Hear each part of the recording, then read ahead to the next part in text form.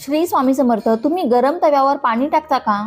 असं जर करत असाल तर आत्ताच थांबवा, कारण यामुळे तुम्हाला वाईट परिणाम भोगावे लागतील. काय ते जाणून घेऊयात.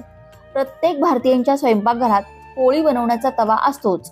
वास्तुशास्त्रानुसार गरम तव्यावर पाणी टाकल्यावर जो आवाज तयार होतो तो आवाज घरात नकारात्मकता आणतो. यामुळे घरातील सदस्यांना कोणत्याही प्रकारचा आजार उद्भवू शकतो. गरम तव्यावर पाणी टाकल्याने मुसळधार पाऊस पडतो असेही मानले जाते. असा पाऊस जो विध्वंस घडवून आणतो. तवा नेहमी खाली आडवा करून ठेवावा, त्याला उभे ठेवणे योग्य नाही. तवा कधीही घाण ठेवू नका. तो वापरल्यानंतर लगेच स्वच्छ करून ठेवा, नाहीतर घरात गरिबी निर्माण होते. जेव्हा तुम्ही पोळी बनवायला सुरुवात कराल तेव्हा तव्यावर थोडं मिठाचे पाणी शिंपडा. असे केल्याने घरात कधीही धन आणि अन्नाची कमतरता भासत नाही. दुसरीकडे वैज्ञानिक दृष्टिकोनातून पाहिल्यास मिठामुळे तवा जंतुमुक्त होतो आणि त्यावर बनवलेल्या पोळ्या खाल्ल्याने आजार होत नाही.